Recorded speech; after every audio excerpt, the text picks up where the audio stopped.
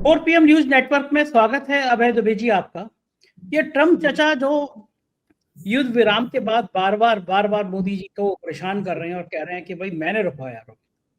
उन्होंने गए सऊदी में और शेख के सामने, वहां के राजा प्रिंस के सामने फिर ये बखान किया कि कैसे लड़ रहे थे बच्चों की तरह। भाव ये था कि बच्चों की तरह लड़ रहे थे।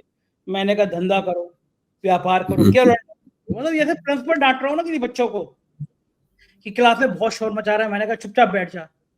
और बड़ी शर्मनाक स्थिति बात यह है कि भारत सरकार एक बार भी विरोध ही नहीं कर रही है। जो ट्रम्प के मुंह में आ रहा है वो ट्रम्प कहे जा रहा है। भारत सरकार तो ऐसे डर के मारे बैठ गई है कि भैया हम कुछ बोलने की स्थिति में नहीं है। कहा गया ना, मौनम स्वीकृतम लक्षणम, मौन रहना ही स्वीकृति का लक्षण होता है। लेकिन ट्रम्प का जो ये बार बार दावा हो रहा था, मैंने कहा धंधा करो धंधा करो धंधा करो, मैंने भी अपना बड़ा दिमाग लगाया कि धंधा कौन सा करना चाह रहे हैं। तो एक तरफ तो टैरिफ लगाए जा रहे हैं भारत सरकार पे, हर धंधे की ऐसी करते चले जा रहे हैं भारत की। तो धंधा कौन सा करना चाह रहे हैं, किस आदमी के साथ करना चाह रहे हैं, किस संस्था के साथ करना चाह रहे हैं, कौन सी कंपनी के संग करना चाह रहे हैं। 2 दिन से मैंने अंग्रेजी बड़ा सारी रिसर्च कर डाली कि कौन सा धंधा अमेरिका करना चाह रहा है। मुझे कुछ समझ में नहीं आ रहा था। लेकिन आज मैं बड़े चैन से बैठा हूँ, बढ़िया सी चाय बना के पी मैंने, क्योंकि अब समझ में आया कि धंधा कौन सा करना चाह रहे हैं।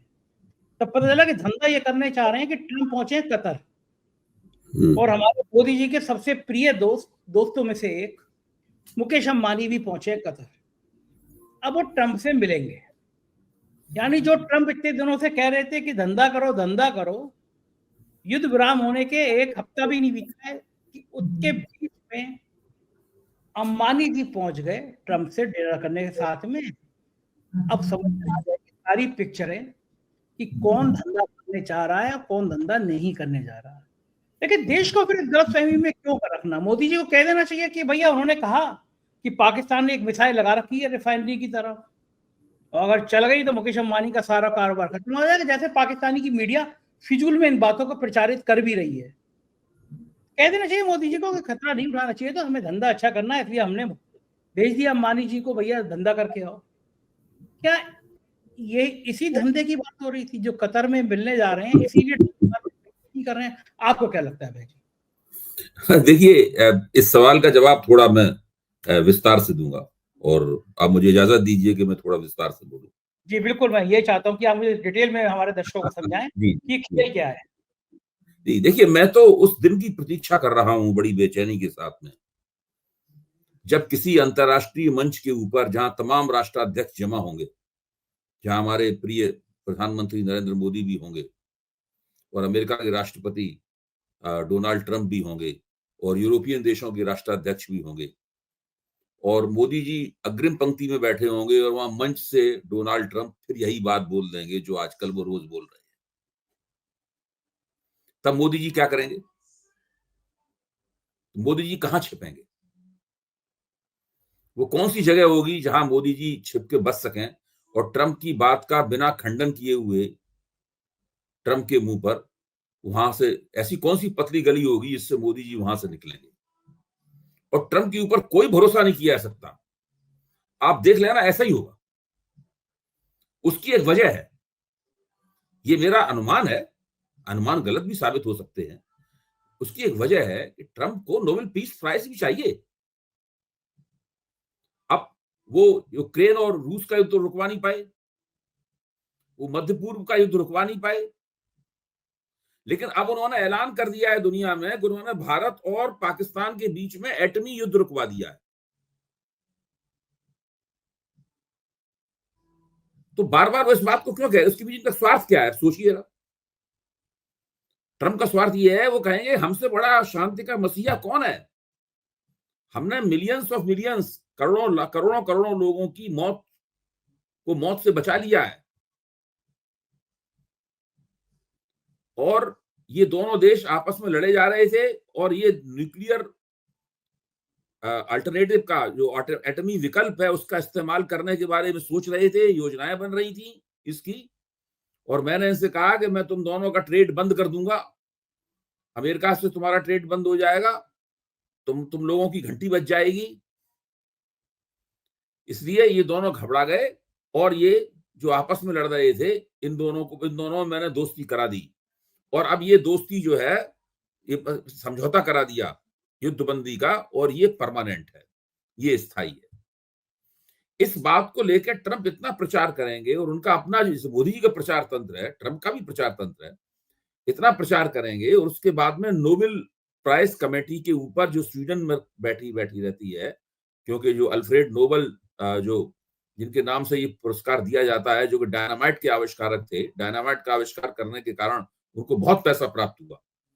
उस पैसे से उन्होंने ये प्रतिष्ठान कायम किया जो नोबेल पुरस्कार देता है, और वो स्वीडिश है। तो वो उनके ऊपर भी दबाव बनाएंगे ट्रंप कि उनको किसी तरीके से नोबेल पीस प्राइज मिल जाए। जो खेल मोदी जी खेलना चाहते थे, नहीं खेल पाए, वो ट्रंप खेल रहे हैं। मोदी जी अपने तीसरे कार्यकाल में लगातार जो बात कहते थे ना कि हम यूक्रेन और रूस के बीच का युद्ध रुकवा देंगे, तो उसके पीछे भी दांव ये था कि हमको नोबेल पीस प्राइज मिल जाए, नोबेल शांति पुरस्कार मिल जाए। ये सब लोग शांति का नोबेल चाहते हैं, ये स्थिति है। और ट्रंप चूंकि ज्यादा ताकतवर हैं, ज्यादा रिसोर्सफुल हैं, वो कुछ भी कर सकते हैं और कुछ भी बोल सकते हैं, और उन्होंने ये दोनों की कमजोरी पकड़ ली, भारत और पाकिस्तान की, और अपने दबादब इस बात पे जोर दे रहे हैं कि हमने रुकवाया युद्ध, और कह रहे हैं कि मैं दुनिया का अकेला पहला आदमी हूं मनुष्यता के इतिहास में जिसने ट्रेड को एक ऐसे हथियार के तौर पर इस्तेमाल किया है जिसकी वजह से युद्ध रुक गया। क्या बात है, क्या बात है। अब देखिए, दो नए काम किए उन्होंने। एक तो उन्होंने द्वितीय विश्व युद्ध के बाद पहली बार, द्वितीय विश्व युद्ध में एटम बम का पहली और अंतिम बार इस्तेमाल हुआ था हिरोशिमा और नागासाकी के ऊपर अमेरिका द्वारा। द्वितीय विश्व युद्ध के बाद में, उस घटना के बाद में पहली बार उन्होंने एटमी युद्ध रुकवाया है। पहला उनका दावा तो ये है। और दूसरा उनका दावा ये है कि ये युद्ध उन्होंने एटम बम को परास्त कर दिया, ट्रेड के बम से, ट्रेड की मिसाइल से एटम बम को परास्त कर दिया। आप सोचिए, अब वही उसी दिन का हमें इंतजार है कि नरेंद्र मोदी बैठे होंगे और ट्रंप उन्हीं के सामने कहेंगे, वो जो है, और मोदी जी के लिए मुश्किल हो जाएगा। फिर मोदी जी वहां चुप बने रहेंगे, इधर उधर की बातें करेंगे, फिर हिंदुस्तान लौट रहेंगे, विदेश मंत्रालय के प्रवक्ता से कहेंगे कि भाई जरा इस बात को थोड़ा इसका खंडन कर दो, नाम मत लेना हमारे दोस्त का, बिना नाम लिए अमेरिका का भी नाम मत लेना और उनका भी नाम मत लेना। क्योंकि रणधीर जायसवाल ने, जो विदेश मंत्रालय के प्रवक्ता हैं, उन्होंने जब कल के दिन कुछ बातें कही कि हम द्विपक्षीय नीति में विश्वास करते हैं, किसी तीसरे पक्ष का हस्तक्षेप नहीं स्वीकार करेंगे, और ट्रेड की तो कोई बात ही नहीं हुई थी। जब बात हुई थी, जब इसके लिए चर्चा हो रही थी, तो ट्रेड के लिए बात, सवाल ये चर्चा किससे हो रही थी उनकी? भाई चर्चा किससे हो रही थी? चर्चा संजय शर्मा से हो रही थी उनकी चर्चा, या अभय कुमार द्विवेदी चर्चा हो रही थी उनकी? उनकी चर्चा हो रही थी, यानी भारत की चर्चा हो रही थी, भारत के विदेश मंत्री की चर्चा हो रही थी। किससे हो रही थी? मार्को रूबियो से, जो कि अमेरिका के विदेश मंत्री हैं और साथ साथ में अमेरिका के नेशनल सिक्योरिटी एडवाइजर भी है। उनसे चर्चा हो रही थी। मोदी जी की चर्चा किससे हो रही थी? मोदी जी की चर्चा अमेरिका के उपराष्ट्रपति जेडी वेंस से हो रही थी। ठीक है, आप कह रहे हैं कि उन्होंने ट्रेड की कोई चर्चा नहीं की, ट्रेड का कोई चर्चा नहीं। ये कहना गलत है कि ट्रेड की वजह से युद्ध रुका, यही तो वो कह रहे हैं। लेकिन चर्चा किससे कर रहे थे? अमेरिका से चर्चा क्यों कर रहे थे भाई आप? ठीक बात है। मतलब अगर अमेरिका की इसमें कोई भूमिका नहीं है, अगर कोई तीसरे पक्ष की भूमिका, सवाल तो यही है कि बाइलेटरलिज्म है कि ट्राइलेटरिज्म है? सही बात, बाइलेटरलिज्म है कि ट्राइलेटरिज्म है? यही तो सवाल है ना असली। इसके मर्म में प्रश्न क्या है? यही प्रश्न है इसके मर्म में। हाँ, मुझे दो, जैसे ही आप ये स्वीकार करते हैं कि आपकी अमेरिका से चर्चा हुई, वैसे ही ये बाइलेटरल की बजाय ट्राइलेटरल हो जाता है, और भारतीय विदेश नीति का जो स्थापित रवैया है उसका खंडन हो जाता है। तो ये तो खंडन हो जाता है जब विदेश मंत्रालय के प्रवक्ता ने ये मान लिया कि ऐसी कोई चर्चा नहीं हुई इसकी, ट्रेड की। तो ट्रेड की चर्चा किससे नहीं हुई? अमेरिका से नहीं हुई। तो फिर क्या चर्चा हुई अमेरिका से, ये बताइए। ठीक बात है, फोन आया तो क्या बात हुई? सही बात, फोन आया था, फोन उठाया आपने कि नहीं उठाया? हम बता रहे हैं कि हाँ बात हुई थी, ये तो कही ना बात। फोन जयशंकर ने भी फोन उठाया, मोदी ने भी फोन उठाया, दोनों ने फोन उठाया। हाँ, तो बात क्या हुई? और जब उनसे बात हो गई उसके बावजूद भी इन लोगों ने युद्ध विराम की घोषणा नहीं की, संघर्ष विराम की। अमेरिका उस वक्त इंतजार करता रहा कि करते कि नहीं करते। आप सुनिए ना, अमेरिका ने उनका हाथ कैसे फोर्स किया, अमेरिका ने उनको मजबूर किया युद्ध विराम की घोषणा करने का। सोचिए आप, हुआ क्या होगा, अंदाज लगाइए। मैं तो 2-3 दिन से लगातार इस बार के बारे में, इसके अलावा कुछ सोच ही नहीं रहा हूं। हुआ क्या होगा कि जब अमेरिका से उन्होंने मान ली कि हाँ हम कर लेंगे युद्ध विराम, फिर भी ना पाकिस्तान की तरफ से घोषणा हुई ना उनकी तरफ से घोषणा हुई, तो ट्रम्प ने सोचा मैं ही कर देता हूँ घोषणा। अब मना करो, फिर अब देखें, खंडन करो। हाँ हाँ, तो फिर खंडन किसकी करो। हिम्मत? हाँ, उन्होंने घोषणा कर दी। उनकी घोषणा के बाद भी ये लोग सिपाही रहे, 1.5 घंटे तक इंतजार करते रहे। हाँ, कोई दूसरा कर दे। 1.5 घंटा, ये कोई तरीका निकला है? नहीं हुआ, तरीका नहीं निकला। 1.5 घंटे बाद उसकी पुष्टि करनी पड़ी। बिल्कुल सही बात है, एकदम सहमत देखिए हूँ ये कि पूरा खेल इस तरह हुआ है, और ट्रंप ने तय कर लिया है अब कि वो इस बात का पूरा ढोल मजीरा लेके सारे दुनिया में बजाएंगे। अभी जहां उन्होंने लाने 3 बार इस बात को कहा है, वो 30 बार इस बात को कहेंगे। और भारत। और जो स्वीडिश कमेटी है नोबेल पुरस्कार बांटने वाली, उसके पास अब ट्रंप का नाम जाएगा। उसकी एक प्रक्रिया होती है, कुछ उसके प्रस्तावक होते हैं वगैरह, एक बड़ी मुश्किल प्रक्रिया है। ट्रंप का नाम जाएगा और ट्रंप के नाम पे विचार होगा। स्वीडिश कमेटी की भी देखें दम है कि नहीं कि ट्रंप को वो नोबेल पुरस्कार देने से इनकार कर दे, क्योंकि भारत और पाकिस्तान दोनों के पास न्यूक्लियर वार हेड है, ये सही बात है। दोनों में घोषित युद्ध तो नहीं हो रहा था, लेकिन मिलिट्री कॉन्फ्लिक्ट तो हो ही रहा था। खूब हो रहा था, कसके हो रहा था। हाँ, और पाकिस्तान के पास F-16 है, जिसकी मिसाइलों के साथ में न्यूक्लियर वार हेड फिट किए जा सकते हैं, सब लोग जानते हैं इस बात के बाद। हाँ, भारत के पास राफेल है, जिसकी मिसाइलों में न्यूक्लियर वार हेड फिट किया जा सकता है। हाँ, दोनों कर सकते हैं, यानी दोनों दोनों के पास एटम बम का कैरियर भी है। देखिए एटम बम होना ही नहीं होता, हाँ, एटम बम का सही कैरियर होना भी जरूरी होता है। दोनों के पास एटम बम का कैरियर भी है। मैं भी आऊंगा इस सवाल पे, लेकिन मुझे हाँ। इन बातों पे दो लाइनें याद आ रही हैं। तो हम्म। ट्रंप ने कहा कि मैंने धंधे की बात कह के युद्ध बंद करा दिया, तो कहा जाता था ना कि ना बाप बड़ा ना भैया, सबसे बड़ा रुपया। तो ट्रंप ने ये साबित कर दिया अपनी बातों से कह के। और दूसरा, ट्रंप अब शांति का पुरस्कार लेना चाहते हैं। वो एक शेर है ना उसका, जब चुना है तुमने उसको उसके कत्ल का हुनर देखकर, तो फिर क्यों शर्मिंदा हो लाशों का शहर देखकर। वो ट्रम्प, वो अमेरिका जिसने दुनिया में तबाही मचाई है। आप सारे युद्ध याद कर लीजिए, खाड़ी के पीछे कहीं ना कहीं अमेरिका खड़ा रहा है, हथियार दिए हैं, युद्ध बढ़ा है। अब वो लोग शांति की बात कर रहे हैं। दूसरा सवाल मैं आपसे पूछना चाहूंगा अभय दुबे जी, एक सेंसिटिव सवाल है। मुझे बता दीजिएगा कि अगर मैं पर्दी से बाहर जा रहा हूँ तो जवाब मत दीजिएगा, सवाल भी रोक दीजिएगा, क्योंकि चैनल फिर बंद हो सकता है। अभी चैनल को लेटर आया कि देश की सुरक्षा के खिलाफ है। खैर, वो हम सुप्रीम कोर्ट गए और सुप्रीम कोर्ट ने खोल दिया चैनल। और अभय दुबे जी, एक मजेदार बात बताना भूल के, दर्शकों को भी ये बात नहीं पता, खोला ही नहीं सिर्फ, एक एनजीओ की रिट थी। मैं कल डिटेल में उसका वीडियो बनाऊंगा। उस एनजीओ की रिट में यही सारे बिंदु थे कि वही अभिव्यक्ति की आजादी के ये पॉइंट लाए गए हैं डिजिटल पॉलिसी में, इसको बंद किया जाए। तो सुप्रीम कोर्ट ने नोटिस दे रखा था। तो कपिल सिब्बल साहब ने कहा कि साहब हमारी रिट भी इससे, तो हमारी रिट, उनका सरकार के वकील आके बोला भाई हमने चैनल खोल दिया, इनकी रिट में मांग थी, हमने अपना ऑर्डर वापस ले लिया, रिट खत्म कर दो।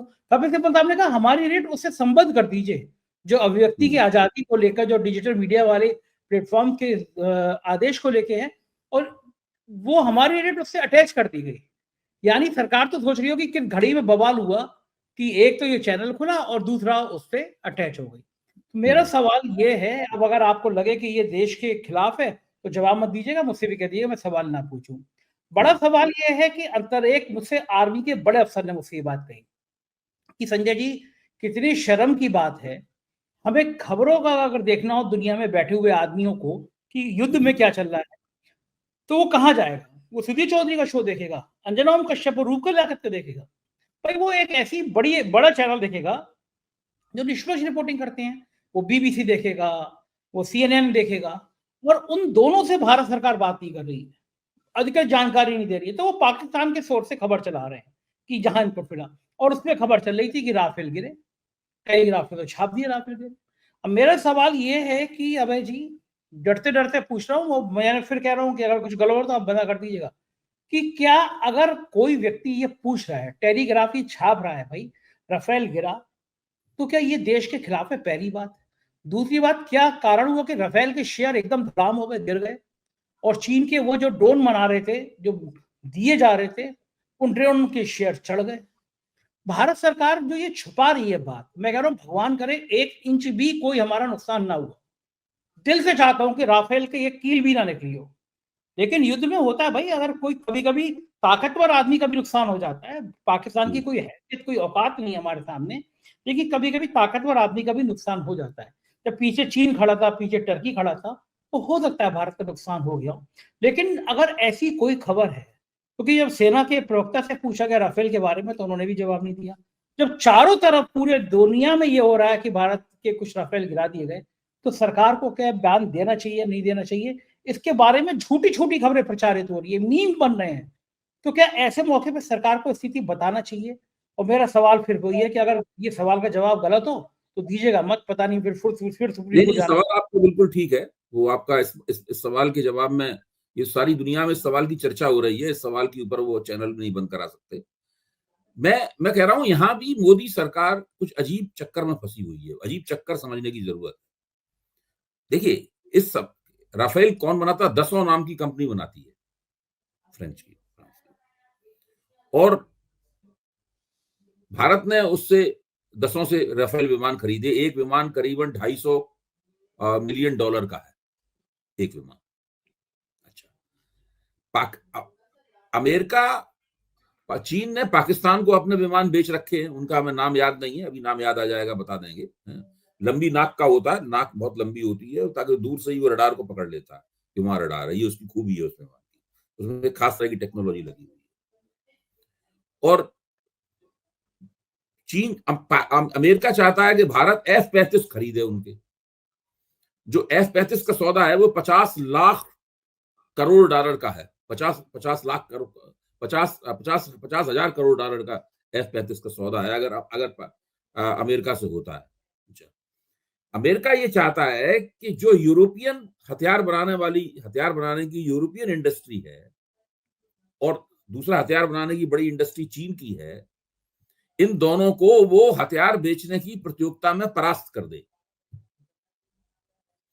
तो इस वक्त राफेल के गिरने की खबर को चलवाने में अमेरिका की भी दिलचस्पी है, केवल चीन की दिलचस्पी नहीं। ओहो, ये सही कह रहे हैं आप, तभी इतनी फैल हाँ, रही है खबर। इसीलिए मैं कह रहा हूं मामला रायता बहुत फैला हुआ है।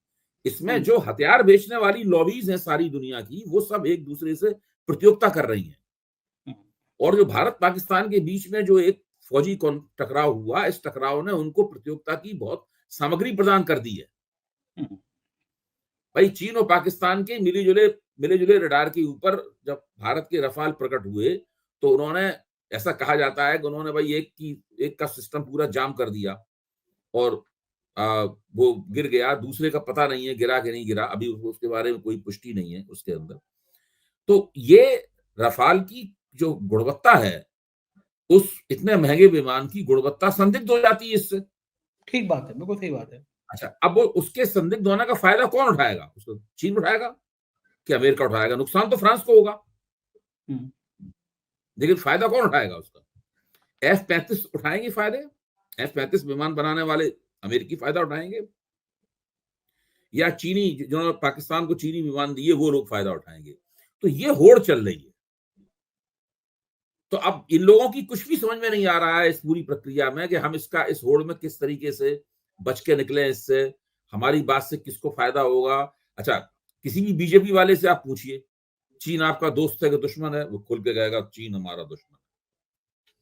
फिर उससे पूछिए अमेरिका आपका दोस्त है कि दुश्मन है, तो वो चुप रहेगा, झिझकेगा, फिर कहेगा नहीं अमेरिका हमारा दोस्त है, मोदी जी का दोस्त है, इनका दोस्त है। भाई, ट्रंप चुनाव जीत जाए उसके लिए तो पूजा अर्चना चल रही थी, उपवास और यज्ञ हो रहे थे हिंदुस्तान में, हवन हो रहे थे, मिठाइयां बट रही थी, हवन हो रहे थे। और जब वो जीते तो मिठाइयां बटी, और पिछली बार जब हार गए थे तो बीजेपी वाले प्रवक्ता सिटराए हुए घूम रहे थे इधर उधर। ठीक बात है, ऐसे यही लड़ रहे हूँ। तो जब सवाल ये, ट्रंप के लिए आपने सनातन धर्म को दांव पे लगा दिया, तो अब ऐसी स्थिति में अमेरिका अपने विमान बेचना चाहता है। ट्रंप जो है वो एक व्यापारी है। वो कहते हैं कि I am the deal maker, वो खुद ही। अच्छा, जब हम कह रहे हैं व्यापारी है, हम उनकी इज्जत हतक कर रहे हैं, लेकिन ट्रंप के लिए वो इज्जत हतक नहीं है। ट्रंप इसको अपनी खास बात मानते हैं कि वो व्यापारी हैं, वो दुनिया के सबसे बड़े डील मेकर हैं। हाँ, वो खुश होते हैं इस बात को कहने के वो बाद। खुश होते हैं इस बात से। हम भले ही कहते रहे, अगर आप नरेंद्र मोदी के लिए कहोगे वो दुनिया के सबसे बड़े व्यापारी हैं, तो मोदी जी नाराज हो जाएंगे, वो आपके खिलाफ कंटेम्प्ट ऑफ कोर्ट का, आपके खिलाफ मानहानि का मुकदमा कर सकते हैं। अरे आप डराइए मत, वैसे सुप्रीम कोर्ट से भी लौटे मैं हैं बता रहा हूँ, लेकिन ट्रंप को अगर आप कहेंगे कि व्यापारी हैं, ट्रंप आपसे खुश हो जाएंगे, वो आपको डिनर पे बुलाएंगे। हाँ, बुलाने वाले हैं मुझे बहुत जल्दी वो। हाँ, तो मैं इसलिए कह रहा हूँ कि ये सारे के सारे मामले जो हैं, वो बड़े चक्कर में फंसे हुए मामले हैं। रायता उनको आप फैला ये हुआ। कोई मामला आसान नहीं है। अच्छा, उसमें भी महान नेताओं जिनके दिमाग में कहना नहीं चाहिए कि लोग तो ये कहते हैं गोबर ही भरा हुआ है, उसमें एक और शिरोमणि अमित मालवीय जी, दिन भर फेक फर्जी चलाते रहते। अब वो कह रहे हैं कि साहब टर्की और दूसरे देश हो जिन्होंने पाकिस्तान का साथ दिया, कांग्रेस लोगों से आह्वान नहीं कर रही है कि साहब इनका विरोध करो। पवन खेड़ा ने बड़ा बढ़िया जवाब दिया। पवन खेड़ा ने कहा हम सरकार के साथ है, सरकार से कहिए टर्की से सारे रिश्ते खत्म कर दे।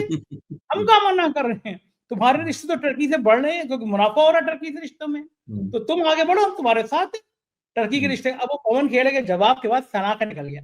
मैं ये नहीं समझ पता जी इतनी बेवकूफी भरी बात है ये बीजेपी के आईटी सेल के लोग लाते कहां से निकाल निकाल। देखिए, बहुत बड़ा बीजेपी का आईटी सेल है, बहुत से लोग उसके अंदर तैनात हैं, बहुत उसके ऊपर रुपया खर्च होता है। दिन रात वो फेक आइडेंटिटीज बना के 10-10 हजार लोगों की कम्युनिटीज बनाए हुए हैं, ताकि वो तमाम सोशल मीडिया के अपने आलोचक चैनलों के ऊपर कम्युनिटीज ट्रैक करवा सकें। जाने क्या क्या उनका वहां हो रहा है, कौन कौन सी साजिश होती है, कौन जानता है उसमें। तो ये सब इतना सब करते हैं, उसमें एक आध बात तो गड़बड़ हो ही जाती है। अच्छा, दूसरा ये बताइए मुझे कि एक मंत्री है, बहुत खराब शब्दों का इस्तेमाल कर रहा हूं कि ये भारत का लोकतंत्र है वरना, और बहुत दिल के उदार लोग हैं भारतीय, वरना एक बेहुदा मंत्री कर्नल सोफिया के लिए ऐसी गंदे शब्द कह रहा है, मिनिस्टर कह रहा है। मतलब बहुत खराब बात है। मन में तो आ रहा है कि यानी क्या क्या आ रहा है, बोल नहीं सकता मैं। अभी तक उसके खिलाफ कार्रवाई नहीं हुई, हाईकोर्ट कह रहा है इस पे एफआईआर करिए। देखिए, केवल एक ही इसमें कमी रह गई है कि भारत की जो सेना के पास अपनी मिलिट्री पुलिस होती है ना, हाँ, मिलिट्री पुलिस जाए, उनको गिरफ्तार कर ले, कोई रोक भी नहीं पाएगा। और सेवा करे फिर लाके, जैसे हाँ। यूपी के थानों में सेवा होती है वैसी सेवा कर रहे मंत्री, सब ठीक होंगे। अच्छा, और दूसरी आप देखिए पता नहीं क्या कैसे कैसे में यहाँ पे एक बलिया के एक नेता हैं, बढ़िया से नेताजी हैं, उन नेताजी का एक वीडियो वायरल हो रहा है। वो देखा है, महिला, मैंने देखा है, देखा ना, बड़ा अश्लील देखा वीडियो है। महिला को में बुलाया हाँ हुआ, हाँ, उसके देखा अंदर है। हैं और बड़ा खुश हो रहे हैं। अब मंत्री जी से जब इतनी सफाई थी तो मंत्री जी क्या कह रहे हैं कि ये मेरी प्रतिद्वंदी केतकी सिंह के लोगों का कहना है, और आगे क्या कह रहे हैं, मेरी उम्र 70 साल है, मैं दयाशंकर सिंह जो परिवहन मंत्री है उनका रिश्तेदार हूँ, इसलिए मेरे खिलाफ साजिश की गई है। अब बीजेपी के वो जिसका वीडियो, वो इतना प्रभावशाली आदमी है, लखनऊ में अगर आप फोटो देखेंगे तो लखनऊ की शिरोमणि तक उसके रिश्ते हैं, जो भी रिश्ते हो, अपनी जाति के नाते हो, वैसे रिश्ते हो। कह रहा है कि 70 साल का हूँ, भाजपा का नेता हूँ, सेम भाजपा का कार्यकर्ता हूँ, और महिला के संग वो जो वीडियो है हम दिखा भी नहीं सकते उसको। ये भारतीय जनता पार्टी के अंदर ऐसे एक आध दो नहीं है, रह रह के। मैं तो मंत्री जी को भी जो उसने कर्नल पे बयान दिया उसी तरह आपत्तिजनक बारे में बात करना चाहता हूँ, जोड़ना असल चाहता में हूँ। मुझे इस बात को लेकर जरूर ताज्जुब होता है कि जो लोग खुली गड़बड़ी कर रहे हैं, जिससे बीजेपी को नुकसान हो रहा है, क्या आप बताइए, जिन सज्जन का ये वीडियो आया है, क्या उससे भाजपा को कोई लाभ हो सकता है? बिल्कुल नहीं हो सकता। या उस बंदे ने जो कर्नल कुरैशी के खिलाफ, सूफिया कुरैशी के खिलाफ जो वक्तव्य दिया है, भोंडा वक्तव्य दिया है, क्या उससे भाजपा को कोई लाभ हो सकता है? कोई बिल्कुल लाभ नहीं नहीं हो हो सकता। सकता। हाँ, भाजपा की मध्य प्रदेश सरकार चिंतित है, भाई इसको क्या किया जाए, इस बंदे का माफी भी मांगी तो उसने अजीब तरीके से हंसते हुए माफी मांगी है, और इसको निकाला जाए कि न निकाला जाए, क्या इसके पता नहीं कहाँ उसके तार हैं। वो जो मुख्यमंत्री महोदय हैं वो सिटपटाए हुए हैं, इसको निकाल दिया कि ऐसा ना हो इससे हमारे नंबर कट जाए। हाँ, ठीक बात है, उनको डर तो लग ही रहा है कि तो होना जाए। अब वो नहीं, इसमें भाजपा को चाहिए ऐसे लोगों से छुटकारा प्राप्त। देखिए, अगर और कोई पार्टी होती तो वो जो पहलवानी के नेता हैं, जिन्होंने महिला पहलवानों के साथ जो किया, जिनके प्रदूषण, हाँ, सेक्सुअल, हाँ, सेक्सुअल यौन दुर्व्यवहार का मुकदमा चल रहा है उनके ऊपर, ब्रिजभूषण शरण सिंह के ऊपर, उनसे अब किसी पार्टी ने छुटकारा पा लिया होता। कर्नल सूफिया कुरैशी खिलाफ उल्टी सीधी बातें वाले से छुटकारा पा लिया होता। ये जो एक बार डांसर को अपनी गोदी में बैठाए हुए उसके साथ में गंदी हरकतें कर रहे हैं, उससे छुटकारा पा लिया होता। एक सेकंड लगता है ऐसे। अच्छा, इन नेताओं की वजह से कोई भाजपा को वोट मिलते हैं क्या होगा? माहौल खराब, भाजपा का एक वोट नहीं कटेगा। अच्छा ऐसे समय में, अच्छा आखिरी सवाल, ऐसे समय में जब ट्रम्प चचा लगातार एक के बाद एक भारत को अपमानित कर रहे हैं, भारत इस युद्ध के बाद में भारतीय जनता पार्टी, भारत गलत बोल गया मैं, भारतीय जनता पार्टी इस युद्ध के खुशी में तिरंगा यात्रा निकाल रही है, क्या कहना है आपका? देखिए, भारतीय जनता पार्टी तिरंगा यात्रा निकाले वो ठीक है। अगर भारत सरकार ये मानती है, जो कि और भारत की सेनाएं भी सही मानती हैं, मैं सहमत हूं उनकी बात से, कि भारत का इस लड़ाई में भारत का हाथ भारी रहा, भारत ने पाकिस्तान को बहुत नुकसान पहुंचाया, एक सबक सिखाया, बदला लिया, ये सब बातों को मैं भी मानता हूं। तो फिर भारत सरकार को चाहिए कि एक विजय दिवस घोषित करे। तिरंगा यात्रा क्या मतलब है? अच्छा, एक काम करते हैं, एक विजय दिवस घोषित करे तो सारा देश भाग ले, और उस विजय दिवस का बड़ा एक आयोजन और मुख्य अतिथि ट्रम्प बनाए जाए इसके। हाँ। ट्रम्प आके नहीं, वो तो खैर ठीक है आप, लेकिन मैं कह रहा हूं भारत सरकार को चाहिए, जिस तरह पाकिस्तान में एक सेलिब्रेशन डे हुआ है, तो भारत को अभी चाहिए विजय दिवस घोषित करना चाहिए पाकिस्तान के ऊपर। और तो ये कुछ ऐसा करना चाहिए उनको, वरना क्या छवि क्या जा रही? छवि जा रही कि पाकिस्तान तो उत्सव मना रहा है, जश्न मना रहा है, और भारत के अंदर बहस चल रही है कि क्या हुआ क्या नहीं हुआ। नहीं, आपका सुझाव सही है, विजय दिवस होना चाहिए। बहुत बहुत शुक्रिया अभय जी, इतनी सारी जानकारी दी आपने, बातचीत करी, थैंक यू सर। ये थे अभय दुबे जी, और मुझको यकीन है आपको मजा आया होगा पूरी बात सुन के, क्या क्या कहानी बता रहे हैं ट्रम्प भाई और हमारे मोदी जी। जय ट्रम्प, अब की बार ट्रम्प सरकार, ये नारे उनको सपने में आ रहे होंगे। आपको लगता है आ रहे होंगे? बताइएगा जरूर, कमेंट करिएगा। शुक्रिया, थैंक यू।